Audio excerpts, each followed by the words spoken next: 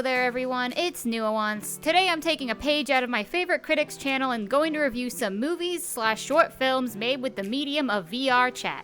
If you weren't aware, a new movie is coming out soon named VRChat the Movie. I've heard great things about the production and I'm looking forward to getting to watch and maybe review it on the channel. Now, to the surprise of no one, I'm not usually a reviewer. I can point out what I like and dislike, but the big thing is I don't feel like it's fair sometimes because the things that we see in this game are made out of passion, not monetary values. However, I thought this one would be a fun topic to talk about, so while this does have some reviewing flair to it, it'll mostly be bringing light to a form of entertainment in the VR world that maybe some of you aren't aware of. Please remember that while I will try to be fair, these are my opinions and not set in stone as law. If you dislike my reasoning for liking or disliking one of these films, that's your taste, and I will respect it as long as you respect mine. With that, let's get on to the video.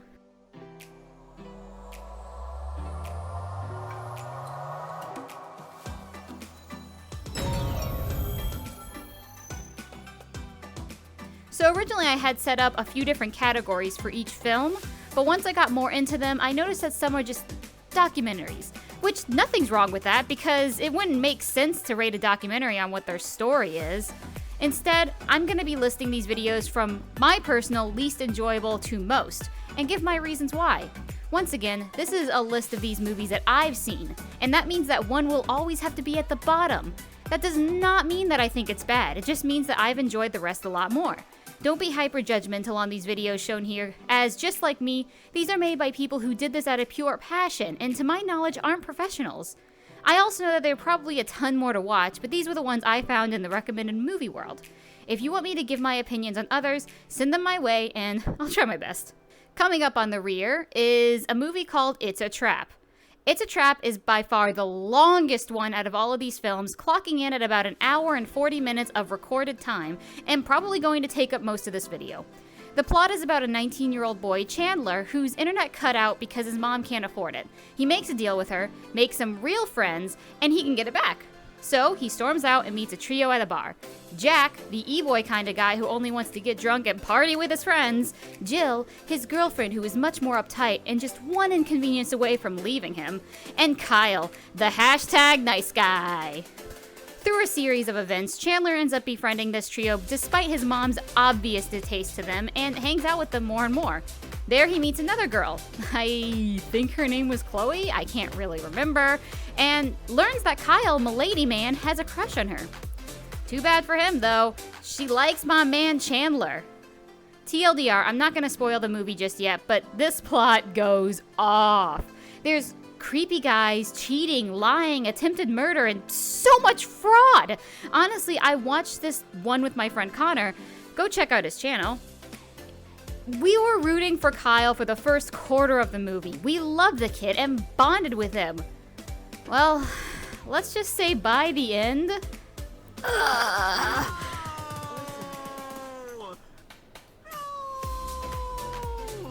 Oh, Kyle! Kyle villain arc confirmed! I'm gonna be honest, this is probably the only one I actually didn't enjoy. They definitely put a lot of effort into it, don't get me wrong. It was just not my personal taste. People are backstabbing each other constantly, and it felt more like a storyboard with too many plot points squashed together. Not to say that it was a bad movie at all, because Connor and I were invested for almost the entire thing, but it went on a bit too long. It felt like each time we got close to an end, another issue came up, and then the ending was just extremely unsatisfying for us. I will go in more into that later though. Going into spoiler territory, be warned. Here is your warning. Spoilers. Okay, now that we've got that out of the way, Kyle really likes this girl and finds out she likes the main character. And while Chandler is trying to help hook them up, Kyle takes it as his woman is being threatened. This little psycho straight up frames Chandler as the attempted murderer for Jill when she got hit by a car, and starts recording all these conversations they have to show them to Chloe later to show how evil Chandler is and how Kyle is such a hashtag nice guy. Kyle also isn't satisfied with the evidence he planted during the crash and attempts to cut Chandler off from all of his friends at all costs, constantly spreading lies, twisting messages, and only showing the parts that he can use to his advantage. It just got to the point where we were all super uneasy when he was on screen having his little monologues. And I shouldn't have been surprised. This picture on the title just shows how crazy this kid is. Let's break it up between the things I liked and disliked about It's a Trap. The plot itself wasn't bad, and like I said, it was a solid story idea. Plenty of kids, especially in this day and age, focus on their online friends more than their real ones. Having Chandler start out with the conflict being that his mom, who is obviously hurting for money, had to turn off the internet, cutting him from his sole hobby, is great. He learns that having real friends is just as worth it, even if he's only known these friends for a few weeks at most. The characters were also pretty solid for a production like this. Out of all of them, Jill was the weakest in terms of character and development, but that's mostly due to the fact that her entire plot was having amnesia and purposely changing her personality to be like Jack's. Kyle, however, was the best character of the bunch, and honestly, one of the top character personalities out of all of the movies that we're gonna go over. I'm unsure what exactly it was about him, but just his obvious swap from good guy to villain wasn't super abrupt. Right from the start, you could tell that his friends push him around, but then go back to him for support when they're confused or unsure. He feeds off this and sees himself as an important person that everyone should latch on for comfort and support. I sort of connected him to Gaston from the live-action Beauty and the Beast film. When I first watched that movie, I was kind of annoyed because I thought they were going to try and make Gaston more politically correct, as a man who does take the time to respect women and care about their opinions and families. And that's not a big problem, but Gaston is a bad guy. He seemed like he genuinely cared about Belle's opinions. My issue is that there are very, very evil people in the world who do see women as an object, and that they should get rewarded like a prize if you work hard enough. Once Gaston's true colors came out, though, I was in love with him because it showed exactly how someone who was so obviously evil to all of us could get away with it in the eyes of his villagers. Kyle was the same way, where he's seen as a sweet boy who can do no harm, but is actually the mastermind behind so much heartache and pain. I would honestly not be surprised if Kyle was actually the cause of the crash that got Jill injured. I mean, if he knew where the scene of the crime was fast enough to put evidence before the police came. It's also super dangerous that all of his friends look up to him when it counts. They may yell at him, mock at him, etc., but when push comes to shove, who does Jill and Jack go to for help? Kyle.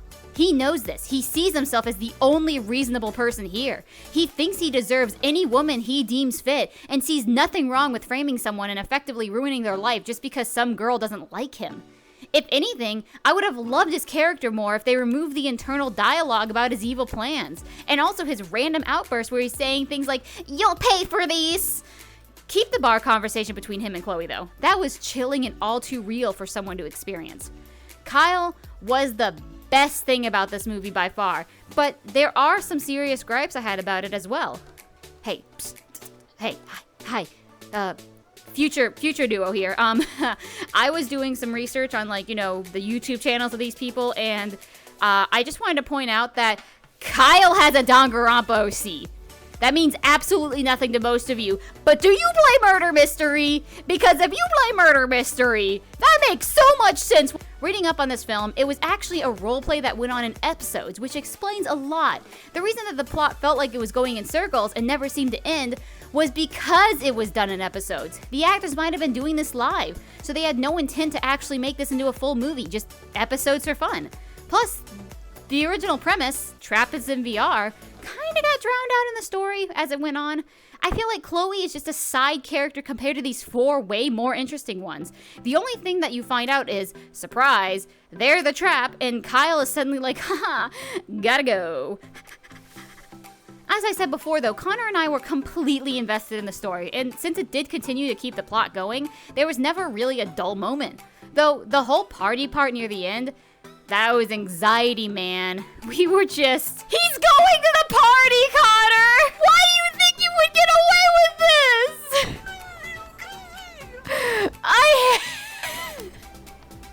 There you go. She's right there! Tell me when it's over. Where'd you go? Oh, you're all the way over there. I do recommend giving it a watch if you're wanting to get into a series. Separated, they're much more manageable and easier to watch rather than binging it all at once, at least in my personal opinion. But if you can also just watch the movie full on YouTube as well. For all of these movies, links are going to be in the descriptions.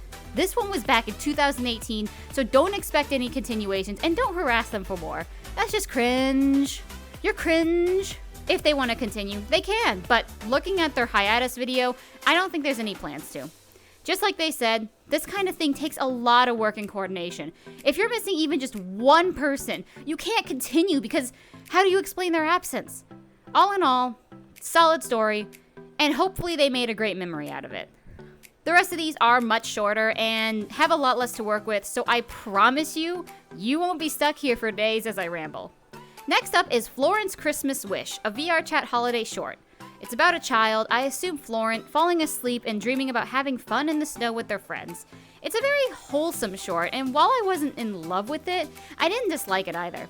It felt like one of those videos when you made for your friends to, I don't know, I guess solidify your friendship and look back on. I wonder if these three are still close, and look upon this video with fond memories. I know when I look at photos of my friends and my Twitch clips, I feel a warmth that hits me hard.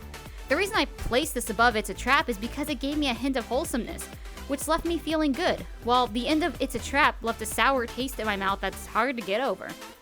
Plus, there were some really nice transitions and shots that really helped pull the story together. If I had to complain about anything, it's probably just a touch plain. While there was that wholesome warmth, it also felt distant in a way. I think there were more dynamic shots to add to the story, and stay in one scene a minute or two longer, it may have helped with the overall feel. Unlike It's a Trap though, it had a very obvious ending, which let me know that even though it felt too fast, the ending was coming up, and I like to decompose and talk about what I saw. The next one is Dancing in VRChat Club Zodiac. I've seen this one when it first was out, so I knew what I was getting into when I watched it. This doesn't really have much to talk about the documentary itself. It's a very clean documentary and feels exactly like one you'd see on TV talking about a hobby you never knew existed. In terms of opening a door to others, it did an amazing job. I really enjoyed that it showed people in a class together learning, talking about their jobs, their lives outside of VR, all of it. All in a sturdy film. There really isn't anything I can say that stood out to me good or bad, which was why this one's closer to the middle. There wasn't much I was in love with, but there wasn't anything I had issues with. It was a very professional and captured a side of Club Zodiac that people should get to see. A tangent coming up, and I am sorry. These people joined because they wanted to learn, and Club Zodiac was willing to teach.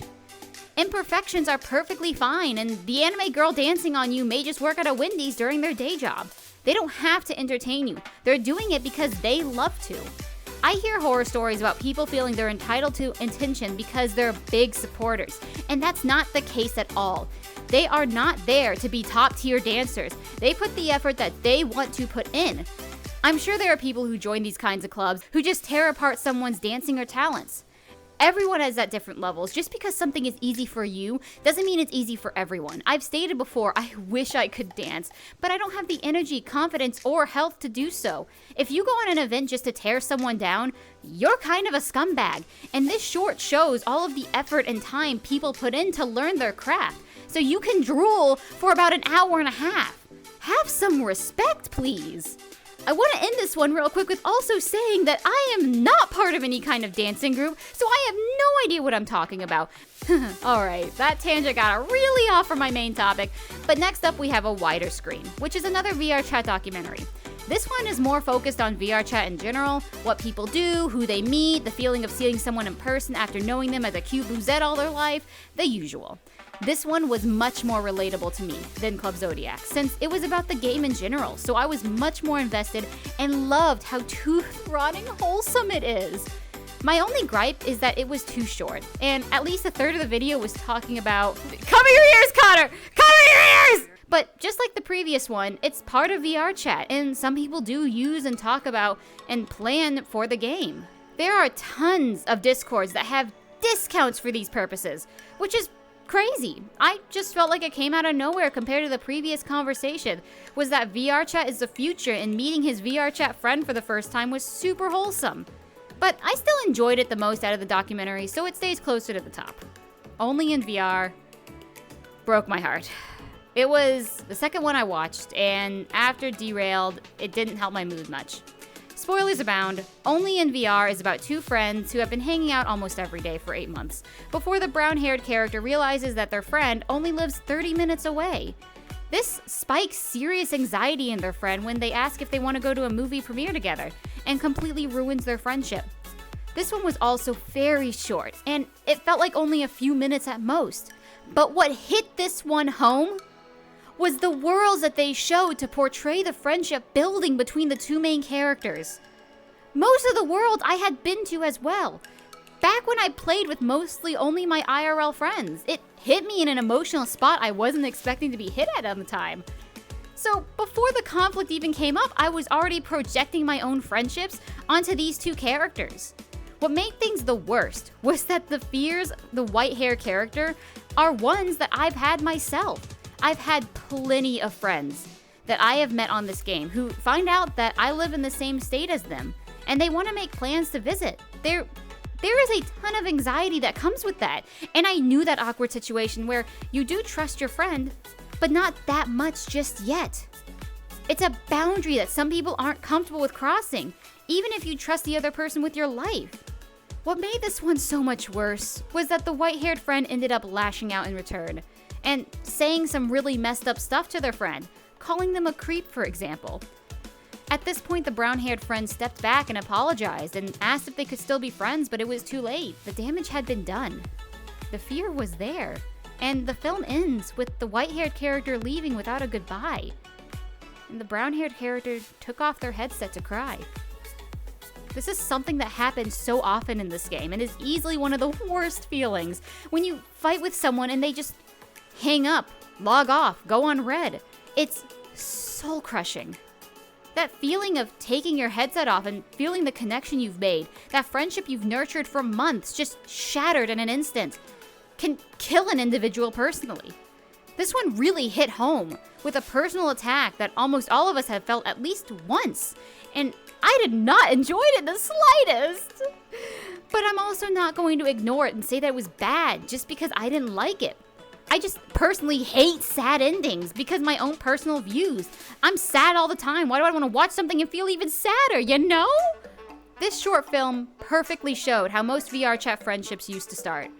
You do so much together when you join the game, make so many memories. It hits you in a very vulnerable place that everyone who plays this game has at least semi-often can relate to. And that's a dangerous weapon. Coming up for second place is Derailed. Honestly, this one and first place are pretty close to being tied, but I feel Derailed is just inches away from taking first. In summary, Derailed is about a boy who has almost no friends and is far away from his family and has a very boring life. His entire day consists of waking up, taking the train, working, taking the train home, and sleeping. He has no interests to our knowledge and turns down invitations from others to hang out and socialize. When he sleeps, though, he meets a girl and through the power of love starts to bond with her. He becomes entranced by her appearance and spends every scrap of time possible asleep to talk and make memories of her. This makes him constantly late for work, completely cut off from his family, and even sleeping on the train to get a few more precious minutes with her. Eventually, he gets pushed to the point where one more fluke and he would have been fired. So he starts to avoid sleeping when he can, before finally crashing on a public street. Now, don't come for me, but this was an amazing short. I enjoyed it, and it is one of the only ones that utilized the VRC lens, to my understanding, though most of these were made before VRC lens, I think, so I really hated that they kept the bloom on for the main dream world. I can't see light and darkness very well, so most of the movie had to be explained to me when he was sleeping. I feel like that's what makes it lose the most points. Derailed also did the best with sound effects, in my opinion. There were times when I wondered if someone actually threw themselves onto pillows or not.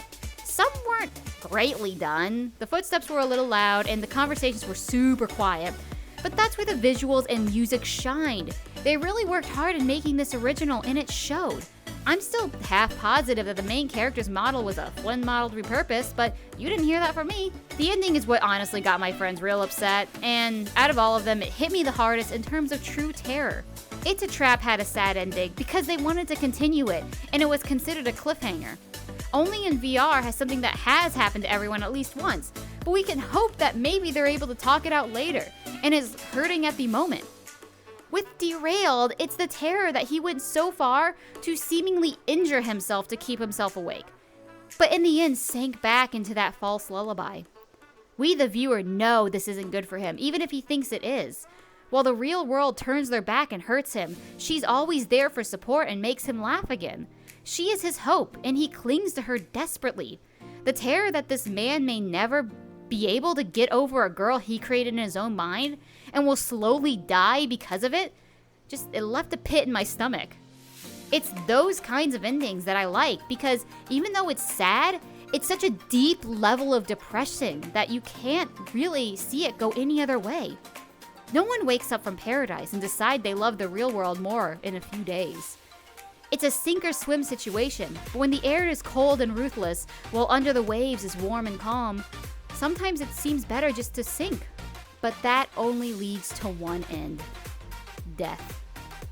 If I had to complain about this one, it honestly just felt like a storyboard more than the story itself. I thought it was a bit too short and could have used maybe an extra 15 minutes of padding to build the main character and her relationship up a little bit more. When Mary and I watched this, we both agreed at the time that it may have been interesting to see it take a more horror route. Well, the dream girl wasn't actually a safe haven for him, but reflecting on that, I feel like it would have been better to focus and double down on his character and why he is as he is. I'm also going to go a bit off script here to talk about what I mean when I say double down. This character was very obviously, to me, one of those guys who saw himself as someone who was either too different or too good to be friending all of these random people. He thought himself as a black sheep per se. And that really came out to me when they had lunch and this one random dude came up and asked, "Hey, you want to hang out?" And he recoiled. Of course, he may not just like physical affection. That is completely fair. But to me, it gave more of a sign of don't touch me. Ew. He's watching this guy flirt with this girl right in front of his apartment and he's looking at them and I can just feel the judgmental stare. I could feel the "what is wrong with you?" I think it would have been fantastic if he was more in depth with the girl, talking about how nobody in his waking world understands him. Nobody wants to be his friend, even though it's obvious to us that people are making the effort to reach out to him. His family's trying to reach out to him. He feels that he's alone. He feels that nobody is there worthy of his time. And that's what adds on to the horror of the whole thing, because he does have people reaching out to him. He just refuses to believe it for whatever reason. I feel like going into that path and bringing out that kind of character would have been amazing. Because at the end, you don't know if you should feel sorry for him or annoyed at him. Because that's how it is in real life sometimes. Is somebody you care about is doing something that you know is stupid. And you're so frustrated, but you can't be frustrated because you need to be there for them. And that would be fantastic to see the friends and the family try and push more and more and more and more, like, "Yo, what is wrong with you?" And him just pushing back, saying, "Nothing is wrong with me. I'm finally happy for once in my life, and you aren't happy for me. You're the problem." When in reality, he's the problem. I thought that would be an amazing, like, this movie got my creative juices flowing. I'll be honest, like, I love those kinds of characters who think that they can do no wrong, but in reality are the wrong all along. Also, this is just another me moment, but the emotional ending was completely ruined because I saw Senpai's avatar, which is, like, super cute. I love their avatar. Like, it's a 10 out of 10, my aesthetics 100%. Also, if you watch this, Senpai, you didn't watch this. Finally, we get to Us and Them. This isn't the oldest film out there, but it's the one I heard of first, actually. And let me tell you, I regret not watching it sooner.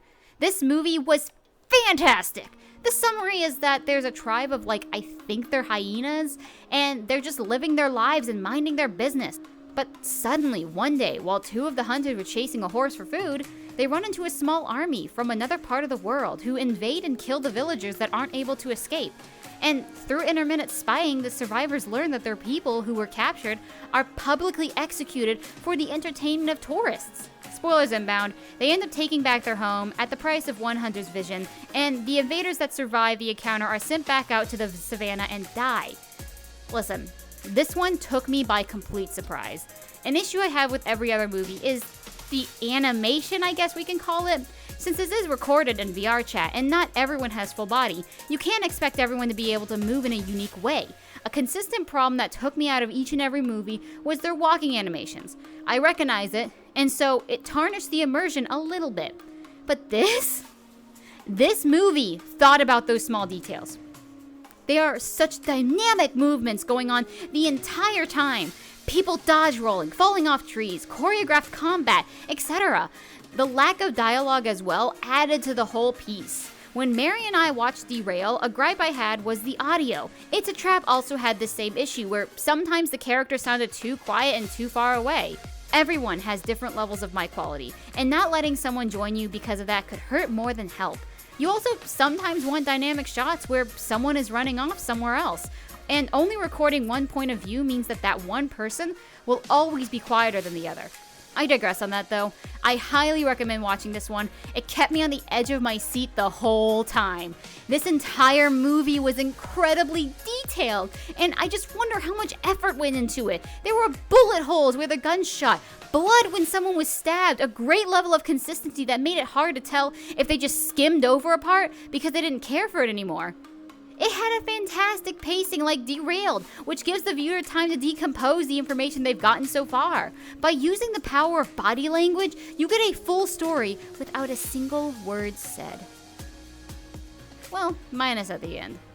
But hey, that is my tier list of the VRChat movies I've spent my weekend watching. Do you have any other movies you'd like to see? I'd actually love to do roleplay reviews after watching It's a Trap, because it seems like that's an extremely interesting topic to go over, and it's pretty popular in the VRC community. If I do this again, I'd love to have something that was as detailed as It's a Trap, so I can spend a good chunk going over every bit of content I watched. I don't feel like it's fair to do so for most of these, since a good amount of them were made and uploaded in 2018-2019 times, and those who are still into video production have more than likely grown by now. Don't harass any of the people who've made these kinds of videos, or any kind of VRChat movie content, because unless you're going to compliment them, there is no need. Give them all the compliments, because they've done something that most of us only plan to do and never execute it.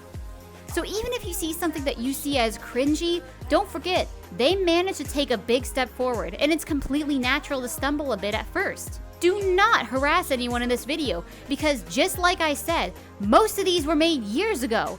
They are probably over them by now. And I'm here with my dusty pickaxe reviving them for no other reason but because I was bored, curious, and needed content. As usual though, thank you all so much for watching. Drink your water, eat your broccoli, and have a fantastic day. See you all in the next video.